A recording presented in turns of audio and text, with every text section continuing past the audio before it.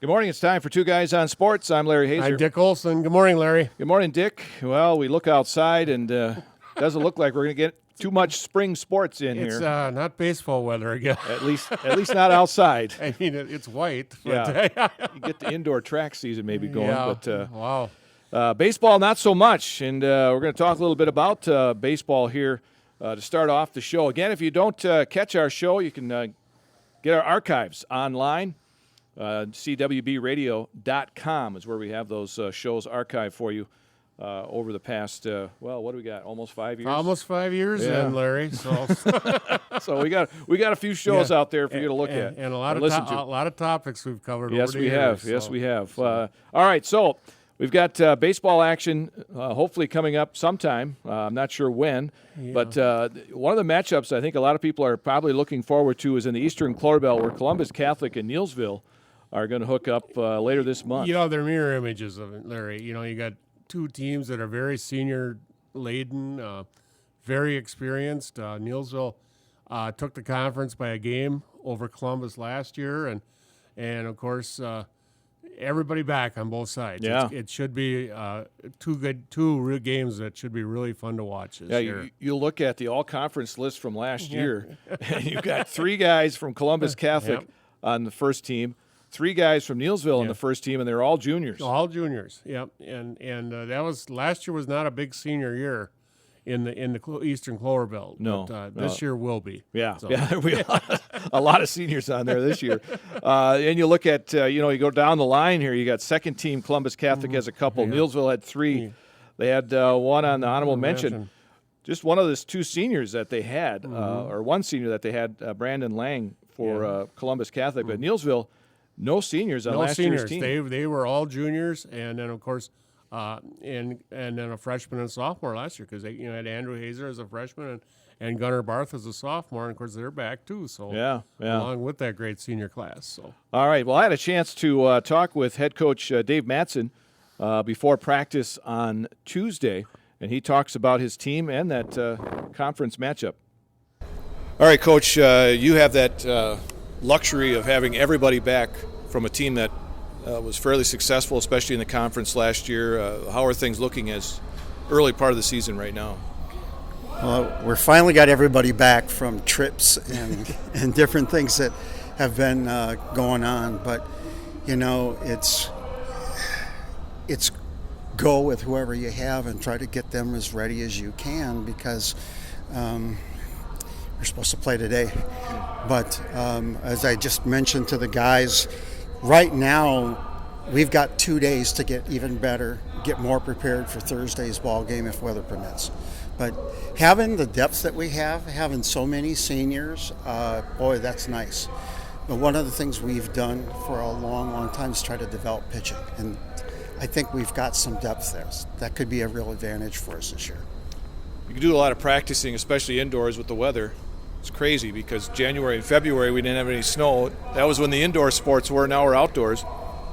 But with a lot of those seniors, is there really a lot you have to work on as you get ready for a season now with all the experience? Yeah, there is. There's still a lot of stuff because these guys haven't touched a glove or a bat since last July. So there's a lot that we got to shine off a lot of rust and get ready. But that experience for the last 3 years, a lot of these guys have played for 3 years, and that really stands out amongst all of the guys that are down there. So having depth that's going to be something that'll be a bit of a luxury. If somebody goes down, we do have somebody that can play that other spot and shift the lineup around. What about the strengths? I know you got everybody back from last year or last several years. What's going to be your strength? I know you mentioned pitching. I think pitching's going to be a strength for us. The way we've been looking in the cage has been promising, and I'm excited to see where we're at when we get into a game. If everybody, can kind of pull their weight offensively, we could be really strong all the way up and down our lineup. So I think defensively we're going to be really good. We've got guys that can step in. I think we've got depth with batting, pitching. I like our chances. I really do. Usually when I do an interview with a coach before the season starts, I say, well, you got this guy graduating, this guy graduating, you got to fill this hole here and there. You don't have that to do this year, so it's basically just everybody back where they were, basically. Yeah, we haven't had that for a couple of years. So we've been really young for most of these guys' high school careers. So it'll be nice. Our challenge every day is to try to get them to play for each other and hold everybody accountable, so that we can try to progress as much as possible. Eastern Clarabelle Conference champs last year. I know a lot of people are putting you and Columbus Catholic kind of 1A, 1B up there at the top of the Eastern Clarabelle. How do you see things shaping out this year? Pretty much the same. In our yearbook this year, coaches gave a slight edge to Columbus over us. But, it really comes down to how do you do head-to-head. In our conference, you have to go out and take every game as it's the most important game of the whole year. Because if you have that approach, you're not looking beyond tomorrow's game or the day after. You got to take care of the work that's in front of you. So I'm hopeful that we can do that, and I think the biggest thing for us is going to be, can our pitchers go out and be dominant? Because I think we've got the potential to do that. And if you see good teams that go out and their pitchers dominate, it's amazing to see the connection that plays defensively and offensively. All right, well, good luck on the season. Hopefully it gets underway soon. That would be great. Thanks, Larry.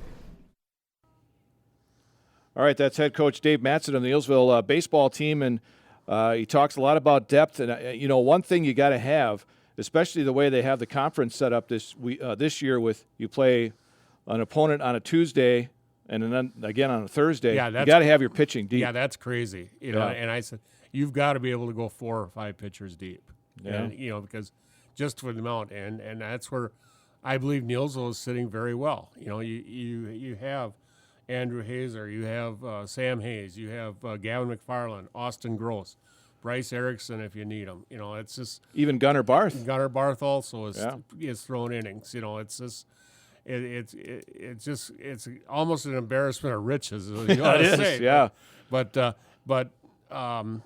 Columbus is going to come in with the same way. They are going to come exactly the same way, and you better be ready. And when you play them, there better be a real lack of mistakes. Yeah, because the mistakes are what is going to be the difference between these two teams, I feel. And these two teams, like you said, they mirror each other, and the way they play, I mean, it's defensively they play very well, and they hit the ball very well. Very well. They put the ball in play, yeah. And they run the base as well. And like I said, in the fielding, they're so fundamentally strong too. So yeah, injuries last year, of course. Austin Gross went out against Columbus Catholic. Yes, exactly, and didn't come back till later in the year. Yeah, and they need Austin year-round. They need that good left-hander, left-handed pitcher, and he's also a pretty good bat in the middle of that lineup also. Right. So mark your calendars for April 23rd and April 25th. That's when they play Marshfield, Columbus, and Neillsville in baseball action. Hopefully the weather is strained out. Yeah, I know. At the end there, Coach Matson, I said, well, hopefully you can get outside at some point here, and they had a game scheduled for their first game Tuesday against Fall Creek. Yeah.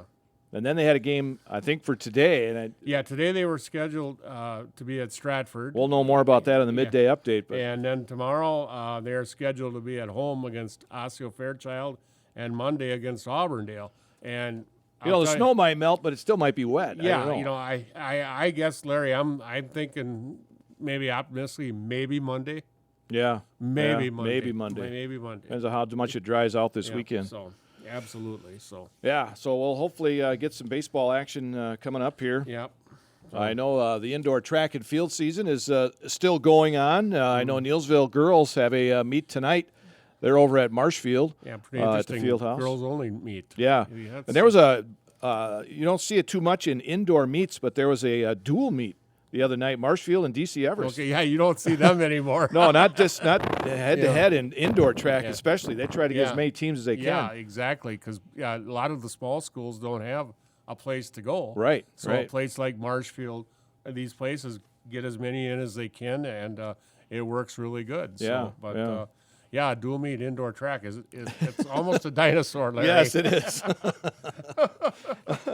Well, the WIA had their Rural Mutual Insurance recipients for the Sportsmanship Awards. Nobody from our area were the recipients. Lakeside Lutheran won it for the boys, Cuba City for the girls, Cumberland in team wrestling, West Bend West in gymnastics, Sun Prairie West in girls hockey, and Tomahawk in boys hockey. And they receive a trophy and banner in recognition of that honor. Yeah, it's always a big honor. You know, yeah. You know, it's. Well, it just shows how well behaved your kids are. Yeah, really, it is. That's what it is. Yeah, I guess that says something about the ones around here too. Yeah. No, I don't know, but Yeah, I don't know. I mean, they look at it. There's a it- lot of criteria. We've had based plenty on of teams win around here Oh, yeah. too. So Yeah. it's, Yeah. All right, and also coming up, or as I should say, what happened? University of Wisconsin lacrosse's Nolan Hurdle and Eau Claire's Jared Stricker were named co-wrestlers of the year for the WIAC. Yes. Well deserved. Yep. And Eau Claire's coach Tim Kading was Division III Coach of the Year. Oh, wow, okay. Which is a tremendous honor. Yeah. They finished, I believe, 5th nationally, and lacrosse was 3rd. But Jared Stricker, kind of a main man there, and of course he's I believe a junior from Ashland now. But Okay. he was now a national champion, but I believe he's now a 3-time All-American. So, Okay. so All right. Yeah, good for him. And watched him a lot back because he was a member of the Crasses. Oh, okay. And watched him, and of course, Ashland was also part of the D2 sectional, so he was just an excellent wrestler to watch. So. Nolan Hurdle, of course, a native of Marshfield. Yeah. The repeat at 157, the national champion. Yeah, 2-time All-American. I believe he's a 3-time WIAC champion. So he is really a decorated. And this kid is really, he was a 4-time state qualifier at Marshall. Never a state champion though. Oh, okay. So he has really developed at Yeah. the University of La Crosse. Yeah. So 29-0 this past yeah, season. and that's unheard of. That's not easy to do in college. And I said I watched the NCAA D1 turn. You've seen very few undefeated records there, too. Yeah, right. If any. That's a feat in itself. You bet. Just to go undefeated Yeah. in college wrestling. All right, so that'll take us to where are they now here on the program? Okay, Larry, we're going to go up to Colby this week and talk about Aaron Kerner. And Aaron is a 2012 graduate of Colby High School. He was a 3-year letter winner on the Colby Hornet football team. His sophomore year, the Hornets were 10-1. They were Clover Bell champs, qualifying for the WI D5 playoffs, where they lost in level 2 to Osseo Fairchild. Aaron, as a backup quarterback that year, had 8 rushing attempts for 26 yards.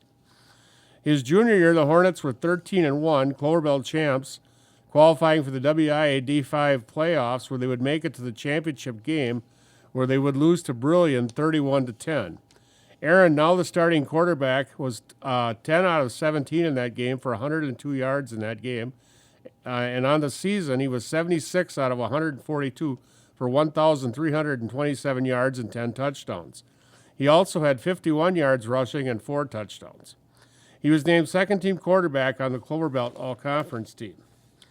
His senior year, the Hornets were 14-0, and they were Clover Belt champs, qualifying for the WIA D5 playoffs, where they would make it to the championship game, where they would defeat Lancaster 44-43 in overtime.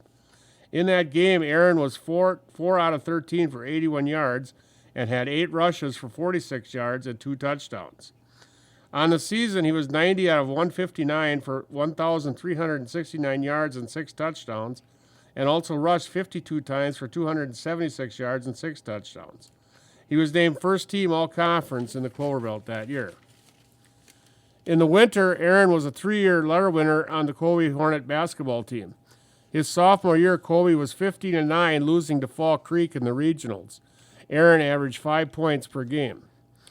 His junior year, the Hornets were 19-5. They were Clover Belt East co-champs, losing to Thorpe in the regional finals. Aaron averaged 8.6 points per game that year. His senior year, Colby was 17-7 on the year, losing to Colfax in the regional finals. Aaron averaged 12.1 points per game and was named second-team all-conference in the Clover Belt East. In the spring, Aaron was a 3-year letter winner on the Colby baseball team. His sophomore year, the Hornets were 10-9, losing to Neillsville in the regionals. Aaron, as a starting catcher, batted .268 with 5 RBIs. His junior year, Colby was 13-9, losing to Pacelli in the regionals. Aaron batted .308 with 8 RBIs and was named second team all-conference in the Clover Belt. His senior year, Colby was 11-12, losing to Edgar in the regionals. Aaron batted .276 with 6 RBIs and was named honorable mention all-conference. After graduation, Aaron enrolled at UW Stout and joined the Blue Devil football program.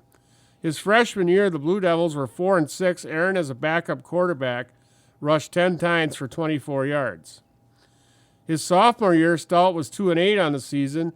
Aaron, again as a backup quarterback, completed 28 out of 77 passes for 265 yards and 4 touchdowns. His junior year, Stout was 3-7 on the season. Aaron was switched to tight end that year and caught 1 pass for 19 yards. His senior year, the Blue Devils were 3-7 on the season. Aaron had 10 receptions for 95 yards and 1 touchdown. Aaron graduated from UW Stout in 2016 with a bachelor's degree in business administration. Today, Aaron is a project manager for SC Swiderski Construction in Wausau. Aaron resides in the Wausau area. Aaron Kerner. All right, there you go. Where are they now? Yep. From Colby. Pretty good football teams then. Yeah. And I remember that championship game against Lancaster, 44-43 in overtime. That was wow. I don't remember that one, but kicked extra point was the difference in overtime. Wow. So. Yeah, Colby had some excellent, those were a couple teams. of Jeff Rosemeyer's best right there. Yeah. So, Oh yeah. All right, so there you go. Where are they now? Here on Two Guys on Sports here on this Thursday, and coming up tonight, it is the NIT Men's Basketball Championship, and a couple of teams that many thought should have maybe gotten the NCAA Men's Tournament are going to go for the trophy. They're proving it. Yeah, Indiana State and Seton Hall will play tonight. Yeah, Seton Hall is one that I thought should have been in myself. Indiana State, maybe mid-major, whatever, but Seton Hall is one that I thought got snubbed, but having a nice NIT tournament, and so... We'll see what happens. Yeah. Tonight in the NIT Men's Basketball Championship. Speaking of the women's NIT, the Wisconsin Badger women made it into the quarterfinals. I thought that was a nice step for their program. Yeah, it was. You look at their record. I think they finished with 12 wins. 15 and 17. Oh, was it 15 and 17? Okay. Yeah, but I said that is a long way from what they've been the last few years. Yeah. And then to get to the quarterfinals and quite honestly, they lost a couple of their best players to injury that night. Yeah, or else they might have advanced. But I think that program is taking a step in the right direction finally there. It's been looking for the right direction for a long time, but maybe right now is the way they're going. So you talk about women's basketball, and Monday's Iowa LSU game, I think everybody was watching it. 12.3 million on ESPN, making it the most watched women's college basketball game ever. Yeah. And I said... Yeah, and at time they said it peaked at 12.6. So, and and a lot of it has to do with Caitlin Clark, but also this was a very good basketball game. It's too bad this was a regional final. And of course this was a rematch of last year's championship game. Right. And I thought this was a game deserving at least being in the Final Four. But I wonder how they got it. Well, I guess the seeding way. But it's hard. Worked out. LSU had some losses earlier in the season because. Reese missed some games, and so did Johnson. So, and they had kind of a tough year anyway. But Clark was at her best that night. 41 points, and she was hitting threes from way out. So yeah. They talked about this game. I was reading. There was a long article about basketball and the Caitlin Clark effect, and this game peaked at 16.1 million viewers. The UConn USC game, which was after that game, averaged 6.7 million viewers and peaked at 10.4, which is very respectable. Yeah, it's not bad. Respectable because that game didn't tip off till 8:30, 9 o'clock. So that's very respectable for a Monday night. Yeah. But Monday's historic broadcast continues a landmark season for women's college basketball viewership. A record 60.8 billion minutes of college hoops, men and women, were watched during the regular season. And women's games drew more average viewers on Fox than men's games. Yeah. Women's viewership was up 60% during the regular season. And this was one of the first years that Fox ever used them in I want to say prime time. It's not exactly prime time, but some of those nice afternoon games that they schedule for the big time, Sunday afternoon games. That all of a sudden it was Women's Yeah, there Day. were a lot of Iowa games Yes, in absolutely. the afternoon. But so she's had a big effect on the game. But I think it's also showed how good the game is. Also, So Do you think ESPN made it so that LSU and Iowa was the first game? you wonder if they had a hand.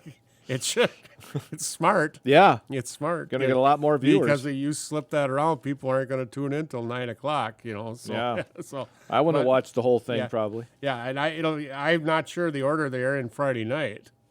But Yeah, I don't know either, but Yeah. But it would make. But you got the UConn versus Iowa matchup, which is a terrific matchup. Caitlin Clark versus Gino Oriama's bunch. But And then, Paige Beckers. Yeah, and then but in the second game he held South Carolina. Oh, it is. I got the times here. South Carolina and NC State will be the first game. Okay. At 6. But South Carolina is a juggernaut down there. yeah. Coach Staley just has a tremendous program down there. NC State didn't know a lot about them, but I said that should be a great game. I mean, they're a 3 seed. They're not Yeah. like the men's side where No. they're an 11 seed. I said, how often do you have that where you have two schools with teams in both Final Fours? Not very often, it's if very ever. unusual. Yes. So.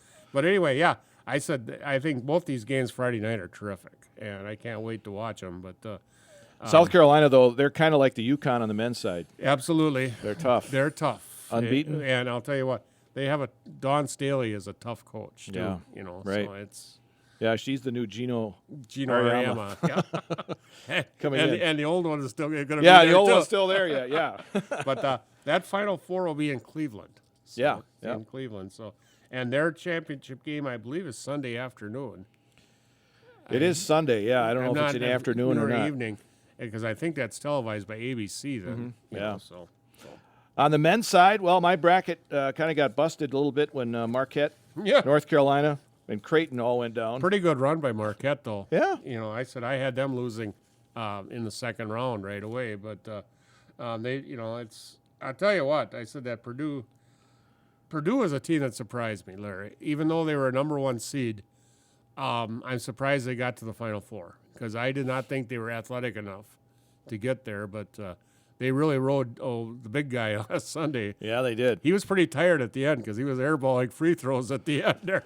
Well, he's a big guy, and Yeah, that takes a lot to run up and I'll down that tell you, court. 7'4", and you're running up and down that court. You don't realize it. Yeah. But, It takes a little bit out of you. but he had a 40-point game, so it's So the first game on Saturday in the Final Four in Phoenix has NC State against Purdue, and I tell you, I've been betting against NC State, but I don't know. yeah. I guess if a guy wanted to win a bracket pool, that would have been the team to ride the horse on. But One of the 11 seeds. yeah, they were hot. They got hot in the conference tournament, Yeah. and probably got in because of it. And it was with 1983, Jimmy Valvano. It's kind of a similar thing here. It is, yeah, because they beat Houston that year, and Houston was a huge favorite. Phi Slamma Jamma. Yeah. Clyde Drexler, Akeem Olajuwon, Yeah. among others. Right. I mean, nobody picked against the Houston. No, it's kind of like UConn this year almost. Yeah, absolutely. And I think UConn is terrific. I didn't pick them to win the championship because I said I think it's hard to win 2 in a row. I Yeah. really do. Yeah, But it's hard in this group here not to pick them. Now I haven't really seen them play a whole game yet, so I No. don't really know how good they really are. yeah, But I mean, they haven't gotten close yet. Alabama was tested tremendously by Clemson, Mm-hmm. and I think that helps you. But it's I'll tell you, UConn hasn't been tested yet. I said I seen what they did to Marquette twice, and Marquette has an excellent team. Yeah. They destroyed Marquette twice. yeah. Twice. Yeah. So NC State and Purdue at 4 o'clock on TBS on Saturday, and then UConn and Alabama to follow. Yep. What do you think? The 2 1 seeds will hook up in the championship? I know a lot of people had this one coming, Yeah, UConn and Purdue. Yeah, a lot of people went that way. Well, I like UConn versus Alabama, but boy, it's hard not to pick. I got to go with Purdue. I think it's going to be UConn and Purdue, but I don't see Purdue beating UConn in the final. No. I don't see any of these teams holding back UConn. I just don't see it. So UConn 2 in a row. Yep, I think so. First time in a long time. Yeah, you don't see many repeaters. No, not anymore. So. No. And one thing you really don't see anymore is unbeaten teams. Yeah. I think the last one was Indiana. Indiana was that Way back. 76. Yeah. Men's basketball, you just do not see. Quinn Buckner and Kent Benson. And Scott May. And Benson, wasn't he a pick by the Bucks? Number one pick that year after his college and year. probably his most famous event in his first game as a Buck, he got punched by Kareem Abdul-Jabbar.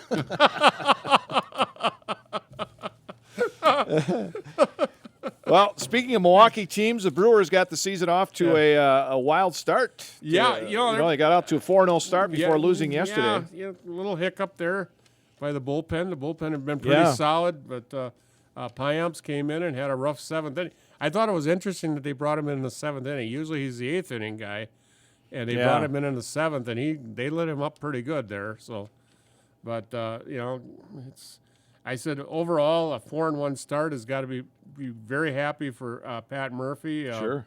I'll tell you what, Larry, this might be the most athletic and maybe the best team speed I've seen on a Brewer team in a long, long time, if ever.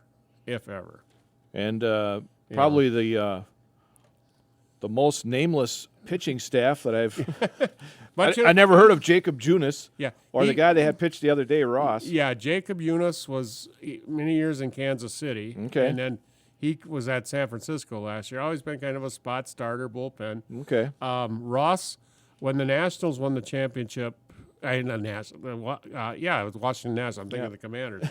But anyway, he was on their staff.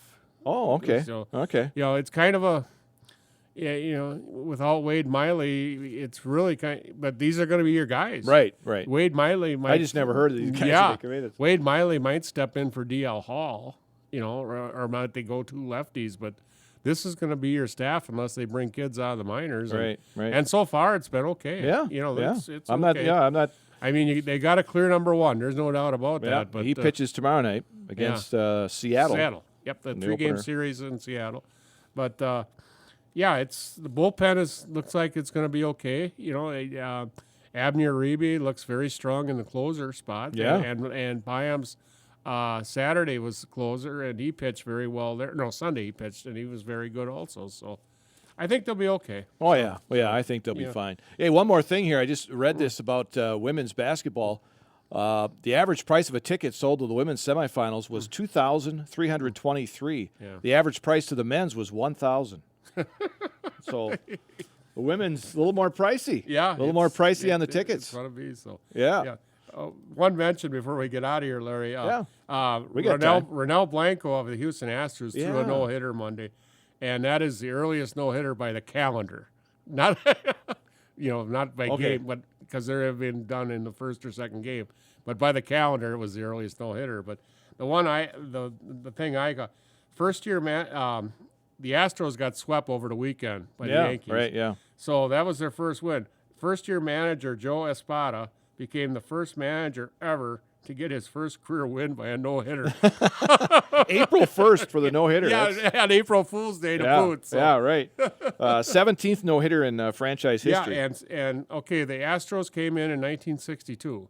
And in that time, they have 17 no-hitters. The closest team to them in that same time span is the Dodgers with 13. Well, it didn't hurt they had Nolan Ryan pitching. Absolutely. And Don Sutton, Right, and you go back, J.R. Richard. Sure. Yeah. Guys like that. Don Wilson, I believe, had a couple of no-hitters. So, yeah, they've had some fireballers they've down had there. some good ones. Larry Durker. Sure. So. Yep.